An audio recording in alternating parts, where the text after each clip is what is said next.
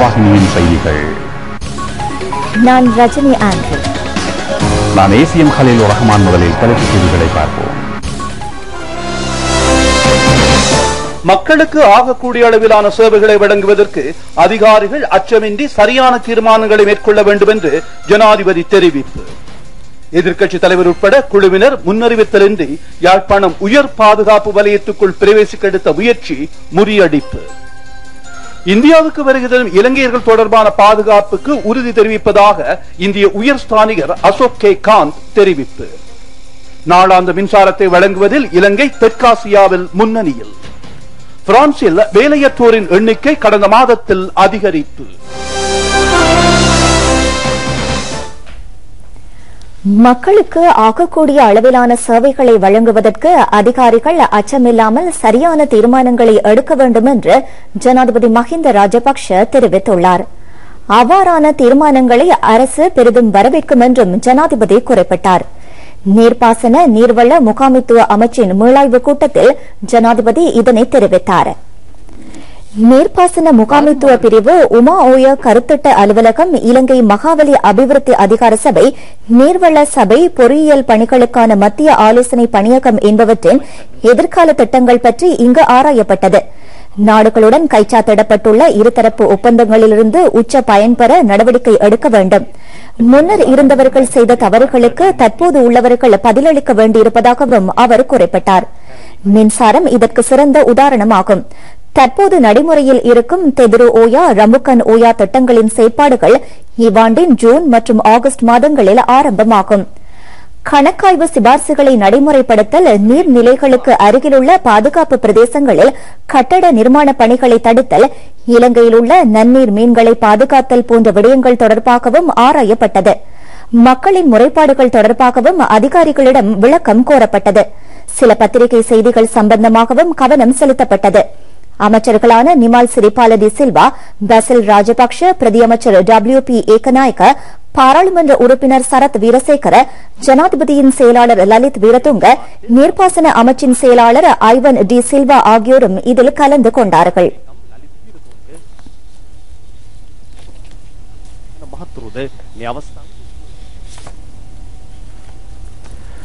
நம் நாட்டு தொழிலாளர் சமூகத்திற்கு பாதிப்பை ஏற்படுத்தியிருந்த பிரச்சினைகளை தீர்ப்பதற்கு ஜனாதிபதி மஹிந்த ராஜபக்ஷ தலைமையிலான அரசாங்கத்தினால் முடிந்துள்ளதாக அமைச்சர் மஹிந்த சமரசிங்க தெரிவித்துள்ளார். தொழிலாளர்களின் உரிமைகளை பெற்றுக் கொடுப்பதற்காக ஜனாதிபதி பாரிய பணிகளை மேற்கொண்டு வருவதை இம்முறை மே தினத்தில் தொழிலாளர்கள் மறந்துவிடக் கூடாது என்று அமைச்சர் சுட்டிக்காட்டினார். தேசிய தொலைக்காட்சியில் ஒளிபரப்பான பிரபாத்திய நிகழ்ச்சியில் கலந்து கொண்ட போதே அமைச்சர் இன்று இந்த விடயங்களை குறிப்பிட்டார். அமைச்சர் மஹிந்த சமரசிங்க இங்கு கருத்து தெரிவிக்கையில், தொழிலாளர் வர்க்கத்தினர் எதிர்நோக்கிய பிரதான பிரச்சினையை தீர்த்தவர் ஜனாதிபதி ஆவார். பயங்கரவாதம் காரணமாக அன்று தொழிலாளர்கள் பல பிரச்சினைகளை எதிர்நோக்கியிருந்தனர். தற்போது நாடு அபிவிருத்தி பாதையில் செல்கிறது. தொழிலாளர் வர்க்கத்தினர் அரசு தமக்கு ஆற்றிய சேவைகளை மறந்துவிடக் கூடாது. இதனால் இம்முறை மே தினத்தில் எம்முடன் இணைந்து கொள்ளுமாறு அழைப்பு விடுப்பதாக தெரிவித்தார்.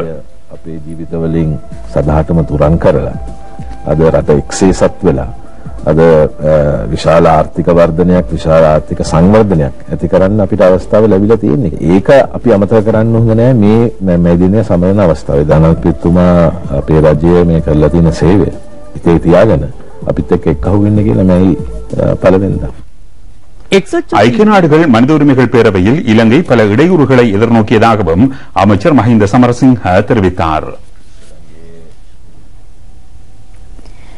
இந்தியாவுக்கு வருகை தரும் இலங்கையர்கள் தொடர்பான பாதுகாப்புக்கு உறுதி தெரிவிப்பதாக இலங்கைக்கான இந்திய உயர்ஸ்தானிகர் அசோக் கே காந்த் தெரிவித்துள்ளார். தமிழ்நாடு உள்ளிட்ட இந்தியாவின் அனைத்து மாநிலங்களுக்கும் இது தொடர்பாக தெளிவுபடுத்தப்பட்டிருப்பதாகவும் உயர்ஸ்தானிகர் குறிப்பிட்டார். மத்திய மாகாணத்திற்கு விஜயம் செய்த இந்திய உயர்ஸ்தானிகர் அஸ்கிரி மல்வத்து பீடாதிபதி ராமன்ய நிகாயவின் மகாநாயக்கர் ஆகியோரை சந்தித்த வேளையில் இந்த விடயத்தை தெரிவித்தார். 2500 வருடங்களுக்கு மேற்பட்ட காலம் முதல் இலங்கைக்கும் இந்தியாவுக்கும் இடையில் நிலவி வரும் நட்புறவின் முக்கியத்துவத்தை மகாநாயக்கர்கள் இதன்போது நினைவு கூர்ந்தார்கள். தமிழ்நாட்டு மாநிலத்தில் பௌத்த பிக்கு ஒருவர் மீது மேற்கொள்ளப்பட்ட தாக்குதல் சம்பவம் துரதிருஷ்டவசமானது என்று இந்திய உயர்ஸ்தானிகர் இதன்போது குறிப்பிட்டார். இரு நாடுகளுக்கும் இடையில் வரலாற்று ரீதியாகவும் கலாசார ரீதியாகவும் நிலவி வரும் தொடர்புகளினால் நெருக்கம் அடைந்துள்ள மக்களுக்கு இடையில் நிலவும் நட்பு எந்தவித மாற்றமும் இன்றி தொடர்கிறது. சம்பவத்துடன் தொடர்புடைய நபருக்கு எதிராக துரிதமான நடவடிக்கைகளை மேற்கொள்வதற்கு தமிழ்நாட்டு மாநில அரசாங்கம் முன்வந்திருப்பதாகவும் உயர்ஸ்தானிகர் சுட்டிக்காட்டினார். இந்தியாவுக்கு விஜயம் செய்யும் இலங்கையர்களின் பாதுகாப்பு மற்றும் நலன்களை உறுதி செய்வதற்கு இந்திய அரசாங்கத்தினால் மேற்கொள்ளப்பட வேண்டிய அனைத்து நடவடிக்கைகளும் முன்னெடுக்கப்பட்டிருப்பதாக அசோக் கே காந்த் மகாநாயக்கர்களுடனான சந்திப்பின் போது கூறினார். சபுகஸ்கந்த எண்ணெய் உற்பத்தி நிலையத்தின் தற்போதைய உற்பத்தியை இரட்டிப்பாக அதிகரிக்க திட்டமிடப்பட்டுள்ளது. புதிய திட்டத்திற்கு செக் குடியரசு நிதியுதவி வழங்குகிறது. சபுகஸ்கந்த எண்ணெய் சுத்திகரிப்பு நிலையத்தில் தற்போது நாளொன்றுக்கு 50,000 பீப்பா எண்ணெய் உற்பத்தி செய்யப்படுகிறது. இது நாளாந்த தேவைக்கு போதுமானதல்ல. புதுப்பித்தலின் பின் நாளாந்த உற்பத்தி 1,00,000 பீப்பாக்களாக அதிகரிக்கப்பட உள்ளது. இலங்கைக்கும் ஈரானுக்கும் இடையிலான எண்ணெய் ஒப்பந்தம் அமெரிக்க பொருளாதார தடைகளினால் இல்லாமல் போனது. இதனால் எரிபொருள் வழங்கலில் அரசு பல பிரச்சினைகளை எதிர்நோக்கியது. இவற்றை கருத்தில் கொண்டு இந்த நிலையத்தை நவீன வசதிகளுடன் புதுப்பிக்க திட்டமிடப்பட்டது.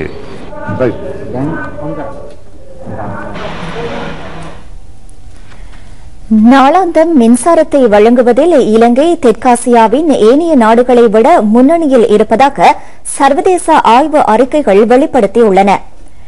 பிராந்திய வல்லரசான இந்தியாவின் பீகார், உத்தரப்பிரதேஷ், தமிழ்நாடு ஆகிய பிரதான மாநிலங்களில் தினந்தோறும் 12 மணித்தியாலங்கள் மின்வெட்டு இடம்பெறுகிறது. இந்திய சனத்தொகையில் 44% மின்வெட்டினால் பாதிக்கப்படுகின்றனர். பாகிஸ்தானின் மொத்த சனத்தொகையில் 80% மின்வெட்டினால் பாதிக்கப்பட்டுள்ளனர். லாகூர், இஸ்லாமாபாத், கராச்சி ஆகிய பிரதான நகரங்களிலும் மின்வெட்டு இடம்பெறுகிறது. சில பிரதேசங்களில் நாளொன்றிற்கு 20 மணித்தியாலங்கள் வரை மின்வெட்டு இடம்பெறுவதாகவும் அந்த அறிக்கையில் சுட்டிக்காட்டப்பட்டுள்ளது. நேபாளத்திலும் பிரதான நகரங்களில் நாளாந்தம் 14 மணித்தியாலங்கள் மின்வெட்டு இடம்பெறுகிறது. ஆசிய பிராந்தியத்தின் சில நாடுகளிலும் இந்த நிலைமை காணப்படுகிறது. இலங்கையில் சகல பிரதேசங்களுக்கும் மின்சாரம் வழங்கப்பட்டுள்ளது. 2004ஆம் ஆண்டு ஜனாதிபதி மஹிந்த ராஜபக்ஷ அதிகாரத்திற்கு வரும்போது மொத்த சனத்தொகையில் 70%-த்தினருக்கே மின்சாரம் கிடைத்தது. அது தற்போது 104% அதிகரித்துள்ளது. 2010இல் இலங்கையின் மொத்த மின்சார உற்பத்தி மணித்தியாலம் ஒன்றிற்கு 10,715 கிகாவோட் ஆகும். 2011இல் இது 11,525 கிகாவோட்டாக அதிகரித்தது. நுரைச்சோலை போன்ற மின்சார உற்பத்தி நிலையங்கள் மூலம் எதிர்காலத்தில் 600 மெகாவாட் மின்சாரம் தேசிய கட்டமைப்பில் இணைக்கப்பட உள்ளது. இதன்படி நாளாந்த மின்சார வழங்கலில் இலங்கை தெற்காசியாவில் முன்னணியில் திகழ்வதாக இந்த சர்வதேச ஆய்வறிக்கையில் குறிப்பிடப்பட்டுள்ளது. விளம்பரங்களை அடுத்து மேலும் சில உள்நாட்டுச் செய்திகளை எதிர்பாருங்கள். உள்நாட்டுச் செய்திகள் தொடர்ந்து. பொறியியலாளர் பணி தொடர்பான மத்திய நிலைய ஆலோசனை அலுவலகத்தின் புதிய கட்டடம் ஜனாதிபதி மஹிந்த ராஜபக்ஷவினால் திறந்து வைக்கப்பட்டுள்ளது. இது தொடர்பான வைபவம் இன்று காலை இடம்பெற்றது. கொழும்பு 7இல் உள்ள பௌத்தாலோக்க மாவட்டத்தில் நிர்மாணிக்கப்பட்டுள்ள இந்த கட்டடத்திற்கு மகாவலி என்று பெயரிடப்பட்டுள்ளது. பொறியியல் துறை தொடர்பான மத்திய ஆலோசனை பணியகத்திற்கு 40 வருடம் பூர்த்தி நினைவுகூரும் வகையில் இந்த கட்டடம் நிர்மாணிக்கப்பட்டுள்ளது. பொறியியலாளர்கள் சுயமாக திரட்டிய 300 மில்லியன் ரூபாய் நிதியை கொண்டு புதிய கட்டடம் இயற்கைக்கு பொருத்தமான வகையில் நிர்மாணிக்கப்பட்டுள்ளது. மத்தள விமான நிலையம், ஹம்பாந்தோட்டை சஃபாரி பூங்கா, சினிமா கிராமம் உள்ளிட்டவை தற்போதைய அரசாங்கத்தின் கீழ் முன்னெடுக்கப்பட்ட அபிவிருத்தி திட்டங்களாகும். இவ்வாறான பலவற்றுக்கு பொறியியலாளர் ஆலோசனை நிறுவனத்தின் மூலமே ஆலோசனைகள் பெறப்பட்டன. மஹிந்த சிந்தனைக்கு அமைய அரசு நிறுவனங்களை பாதுகாக்க ஜனாதிபதி எடுத்த கொள்கை தீர்மானம் இதற்கு பெரிதும் உதவியதாக அமைச்சர் நிமல் ஸ்ரீபாலடி சில்வா தெரிவித்தார். அவர் தனது கருத்தில் ஐக்கிய தேசிய கட்சி நிர்வாகத்தின் போது செய்யப்பட்டது போல் அரசு நிறுவனங்களை தனியார் மயமாக்கவோ அல்லது மூடிவிடவோ ஜனாதிபதி நடவடிக்கை எடுக்கவில்லை. அரசு துறையின் கீழ் இந்நிறுவனங்களை பாதுகாத்துக் கொள்ள நடவடிக்கை எடுத்ததனால் இவ்வாறான முன்னேற்றத்தை காண முடிந்தது என்று குறிப்பிட்டார். රාජ්‍ය අංශයේම මේ ආයතන තබාගෙන ඒවා ශක්තිමත් කිරීමට ඔබතුමා ගත්ත ප්‍රතිපත්තිමය තීරණ නිසා තමයි CCB ආයතනය ආරක්ෂා කරගෙන අපට මේ තරම් දියුණුවට ගෙන යන්නට පුළුවන් වුණේ. பிரதி அமைச்சர் WP ஏகநாயக்க, ஜனாதிபதியின் செயலாளர் லலித் வீரதுங்க ஆகியோரும் இந்நிகழ்வில் கலந்து கொண்டனர். மதவாச்சியிலிருந்து தலைமன்னார் வரையிலான ரயில் பாதையின் நிர்மாணப் பணிகள் துரிதமாக இடம்பெற்று வருகின்றன. இதன் நிர்மாணப் பணிகள் 2 பிரிவுகளாக மேற்கொள்ளப்பட்டு வருகின்றன. மதவாச்சியிலிருந்து மடு வரையிலான ரயில் பாதை நிர்மாணப் பணிகள் ஒரு பிரிவிலும், மடுவிலிருந்து தலைமன்னார் வரையிலான ரயில் பாதை நிர்மாணப் பணிகள் மற்றொரு பிரிவிலும் மேற்கொள்ளப்பட்டு வருகின்றன. இம்மாதம் இந்த பாதையில் பரீட்சார்த்த ரயில் சேவை இடம்பெற்றதாக எமது பிராந்திய செய்தியாளர் தெரிவித்துள்ளார். எதிர்க்கட்சித் தலைவர் ரணில் விக்ரமசிங்க உட்பட குழுவினர் இத்தகைய முன்னறிவித்தலுமின்றி யாழ்ப்பாணம் உயர் பாதுகாப்பு வலயத்திற்குள் பிரவேசிக்க எடுத்த முயற்சி முறியடிக்கப்பட்டுள்ளது. முன்னறிவித்தலின்றி ராணுவ முகாம்களுக்குள் பிரவேசிக்க இவருக்கும் அதிகாரம் கிடையாது என்று ராணுவ பேச்சாளர் பிரிகேடியர் ருவான் வணிகசூரிய தெரிவித்துள்ளார். வடக்கு கிழக்கு பிரதேசங்கள் சுமார் 30 வருடங்களாக எல்டிடி பயங்கரவாதிகளின் கட்டுப்பாட்டில் இருந்தது. தற்போதைய அரசு அவற்றை விடுவித்தது. அங்குள்ள மக்கள் தற்போது அச்சமில்லாமல் வாழ்கிறார்கள். அந்த பிரதேசங்களுக்கு செல்வதற்கும் அரசியல் பணிகளில் ஈடுபடுவதற்கும் வாய்ப்பு கிடைத்துள்ளது. ரணில் விக்ரமசிங்க பிரதமராக இருந்தபோது வடக்கு கிழக்கு மாகாணங்களை ஒப்பந்தம் ஒன்றின் மூலம் பயங்கரவாதிகளுக்கு வழங்கியிருந்தார். உயர் பாதுகாப்பு வலயத்திற்குள் அத்துமீறி பிரவேசிக்க முயன்ற இவர் அன்று தொலைநோக்கி கருவியினால் எல்டிடி முகாம்களை பார்வையிட்டார். எனினும் இன்று பயங்கரவாத கட்டுப்பாட்டு பிரதேசங்கள் கிடையாது. விமானப்படையின் ஹெலிகாப்டரில் யாழ்ப்பாணம் சென்ற எதிர்க்கட்சித் தலைவர் உட்பட்ட குழுவினர் அந்த பிரதேசங்களை பார்வையிட்டுள்ளனர். இதன்போது இவர்கள் உயர் பாதுகாப்பு வலயத்திற்குள் பிரவேசிக்க முயற்சித்துள்ளனர். எனினும் பாதுகாப்பு வலயத்திற்குள் பிரவேசிக்க அனுமதி தேவை என்றும் ராணுவ பேச்சாளர் தெரிவித்துள்ளார். கிழக்கு மாகாணத்தில் முதன்முறையாக நீர் பரிசோதனை ஆய்வுக்கூடம் ஒன்று பிராந்திய சுகாதார பணிமனை அலுவலகத்தில் திறந்து வைக்கப்பட்டுள்ளது. கிழக்கு மாகாண மக்களுக்கான சுத்தமான குடிநீர் தேவையை கருத்தில் கொண்டு இந்த ஆய்வுக்கூடம் திறந்து வைக்கப்பட்டுள்ளது. இது தொடர்பான நிகழ்வு மட்டுநகர பிராந்திய சுகாதார பணிப்பாளர் டாக்டர் எஸ் ஆறுமுகம் தலைமையில் நடைபெற்றது. இலங்கைக்கான ஐரோப்பிய ஒன்றியத்தின் அதிகாரி இதனை திறந்து வைத்தார். இதன் நிர்மாண பணிகளுக்கு ஐரோப்பிய ஒன்றியம் நிதியுதவி வழங்கியது. பிராந்திய சுகாதார பிரதி பணிப்பாளர் திருமதி கே காயத்ரி உட்பட பலர் கலந்து கொண்டார்கள். பயங்கரவாத தாக்குதலினால் கண்ணை இழந்த வெளியோய எத்தாவெட்டுனுவ என்னும் இடத்தைச் சேர்ந்த தரிந்து லக்ஷான் என்ற மாணவனுக்கு ஜனாதிபதியின் ஆலோசனைக்கு அமைவாக நிவாரண உதவிகள் வழங்கப்பட்டுள்ளன. ஜனாதிபதி மஹிந்த ராஜபக்ஷ கடந்த 20ஆம் தேதி வெளியோய சம்பத் நுவரவில் நடைபெற்ற மகாபலி காணி உறுதிகள் வழங்கும் நிகழ்வில் கலந்து கொண்டபோது இந்த மாணவனின் பெற்றோர் இது தொடர்பான விடயங்களை முன்வைத்திருந்தனர். தற்பொழுது 9 வயதுடைய தரிந்து லக்ஷான் என்ற மாணவன் 2007ஆம் ஆண்டில் ஆகஸ்ட் மாதம் 12ஆம் தேதி பயங்கரவாதிகளினால் மேற்கொள்ளப்பட்ட மோட்டார் தாக்குதலில் கண் பார்வையை இழந்தார். இவர் ரத்மலானை கண் பார்வையற்ற பாடசாலையில் கல்வி பயில்கின்றார். ஜனாதிபதியை சந்தித்த வேளையில் இந்த மாணவன் தான் எதிர்கொண்டுள்ள சுமைகளை விவரித்ததைத் தொடர்ந்து இக்குடும்பத்தினருக்கான நிவாரணத்தை வழங்குமாறு ஜனாதிபதி வடமாகாண ஆளுநர் ஜி ஏ சந்திரசிறிக்கு ஆலோசனை வழங்கியிருந்தார். இதற்கமைவாக நடவடிக்கைகளை மேற்கொண்ட ஆளுநர் தரிந்து லக்ஷான் என்ற மாணவனின் தந்தைக்கு தனது விவசாய நடவடிக்கைகளை மேம்படுத்திக் கொள்வதற்காக தண்ணீர் இறைக்கும் இயந்திரம் ஒன்றையும் உபகரணங்களையும் வழங்கியதுடன் மாணவனின் கல்வி நடவடிக்கைகளுக்காக 50,000 ரூபாய் பணமும் வழங்கப்பட்டது. இவருக்கு நிரந்தர வீடொன்றை அமைத்துக் கொடுப்பதற்காக எதிர்வரும் வெசாக் நோன்மதி தினத்தில் அதற்கான அடிக்கல் நாட்டப்பட உள்ளது.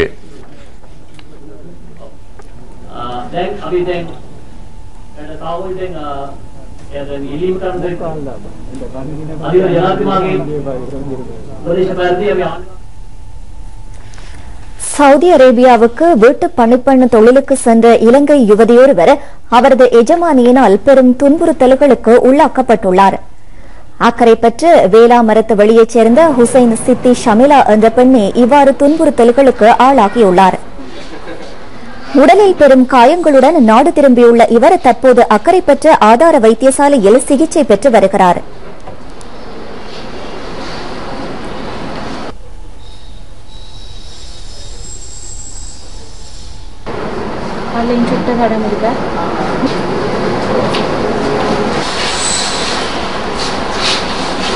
வேலைக்கு போனது சம்பளம் கல்வி எடுத்து சம்பளம் தருவேன், கோல் எடுக்கிறது ஒரு தடவை தான் பேசினாங்க, ஒரு பேசுறது. கடைசியாக நான் கேட்டேன், எங்கள் வீட்டுக்காரர்களும் இது இருக்காங்க, நீங்கள் கூட நீங்கள் காசு அனுப்பணும். ஆனால் அதுக்கு ஒரு தராமல் இருந்தாங்க. கடைசியாக கேட்டது தான் கடைசியாக காலை அடித்து கால் கடும் வீக்கமாக இருந்து அதுக்கு பிறகு மக்தாபில் இருந்து 7 நாள் மக்தாபில் பிறகு வந்து டிக்கெட்டை அனுப்பி அனுப்பினாங்க. 10 மாதங்களுக்கு மேலாக பணியாற்றிய தனக்கு உரிய கொடுப்பனவுகளை வழங்கவில்லை என்று இப்பெண் தெரிவித்துள்ளார். கொடுப்பனவுகளை வழங்குமாறு கேட்டபோது இவரை வீட்டு எஜமானி கடுமையாக துன்புறுத்தி உடலில் காயங்களை ஏற்படுத்தியதாகவும் சித்தி ஷமிலா குறிப்பிட்டார். தடுப்பூசி ஏற்றுதலில் பெரும் வெற்றியீட்டிய நாடாக இலங்கை உலக சுகாதார அமைப்பினதும் யுனிசெஃப் நிறுவனத்தினதும் பாராட்டை பெற்றுள்ளது. இலங்கையில் தடுப்பூசி ஏற்றுதல் 100% நடைமுறையில் இருக்கிறது. தடுப்பூசி ஏற்றும் நடவடிக்கைக்கு அரசு வருடாந்தம் 90 கோடி ரூபாவை செலவிடுகிறது. பல நோய்களை தடுக்க சிறந்த தரத்திலான தடுப்பூசிகள் பெறப்படுகின்றன. நாடு முழுவதிலும் மின்சார வசதி இருப்பதனால் தடுப்பூசி மருந்துகளை பாதுகாப்பாகவும் களஞ்சியப்படுத்த முடிந்துள்ளது. கடந்த 22ஆம் தேதி ஆரம்பமான தேசிய தடுப்பூசி வாரம் எதிர்வரும் 30ஆம் தேதி வரை அமலில் இருக்கும். இந்த நிகழ்ச்சி திட்டம் நாடு முழுவதிலும் உள்ள வைத்தியசாலைகளில் வெற்றிகரமாக இடம்பெறுகிறது. சுகாதார கற்கைக்கான நிறுவனத்தில் இன்று நடைபெற்ற செய்தியாளர் மாநாட்டில் இந்த தகவல் வெளியிடப்பட்டது. சுகாதார சேவை பணிப்பாளர் டாக்டர் பாலித்த மஹிபாலவும் இதில் கலந்து கொண்டார்.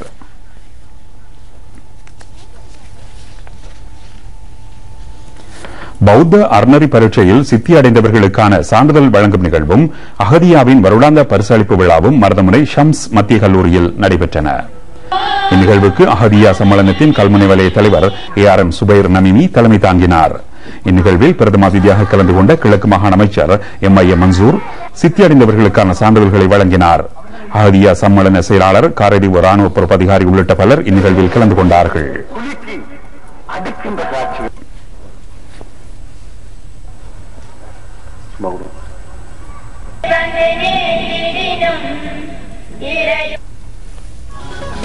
உள்நாட்டு செய்திகள் முடிவடைந்தன. இனி வெளிநாட்டு செய்திகளை எதிர்பாருங்கள். இத்துடன் இன்றைய பிரதான செய்திகள் முடிவடைகின்றன. வணக்கம்.